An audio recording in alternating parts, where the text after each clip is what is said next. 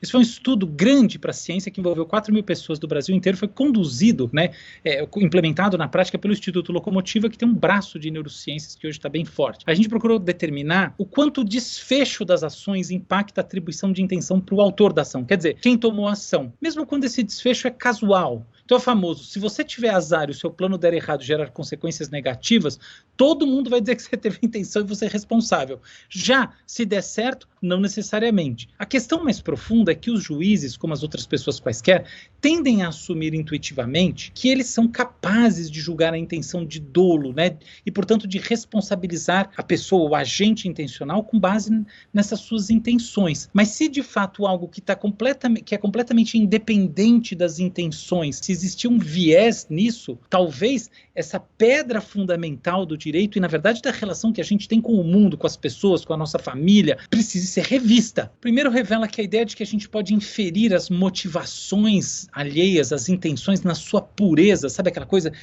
Eu entendo qual é a intenção desse sujeito. Ela é falsa, porque o próprio desfecho das ações, o contexto do que está acontecendo, influencia essas percepções que nós temos e julgamos tão puras. Todo mundo sente que pode ler a mente alheia. Há uma área inteira da psicologia e também das neurociências sobre cognição social. Eu mesmo fiz o meu pós-doutorado sobre essa capacidade de fazer essas inferências, mas a grande verdade é que elas são influenciadas pelo contexto, pelo que está acontecendo, coisa que eu não sabia na época. Outra coisa, a gente vê nessa história que as coisas negativas, as situações que geram desfecho negativo, elas nos impactam mais do que as positivas. A intenção está muito mais no plano do conceito, né? Será que há intenção? A gente quando está perguntando isso, está muito imaginando a vida interior do outro, está imaginando como é que a ideia ganhou forma, né, na mente do sujeito até ele agir. Agora, quando a gente está falando de responsabilidade, não, a gente está falando do impacto que a gente tem que fazer a partir desse momento. É a questão fundamental no direito e na nossa vida, na vida prática, na vida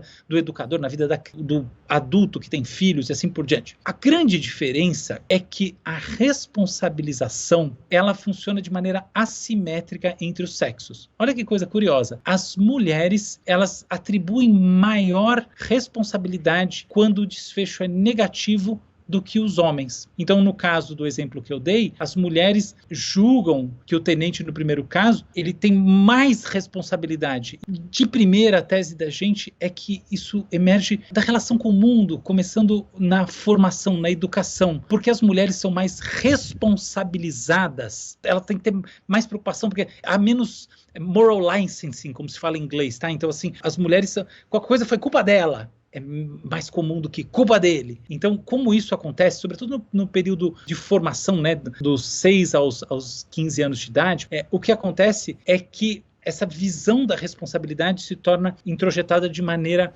mais profunda. Na linguagem da psicanálise, o superego é mais forte. Isso tem como uma das consequências o fato de que as mulheres, de acordo com vários estudos, tendem a se mostrar mais responsáveis numa série de situações. Então, tem estudos com apostas e assim por diante. Então, o comportamento mais impulsivo, mais irrefletido nesse tipo de experimento, sem querer fazer defesa das mulheres, nada do gênero, esse tende a ser masculino.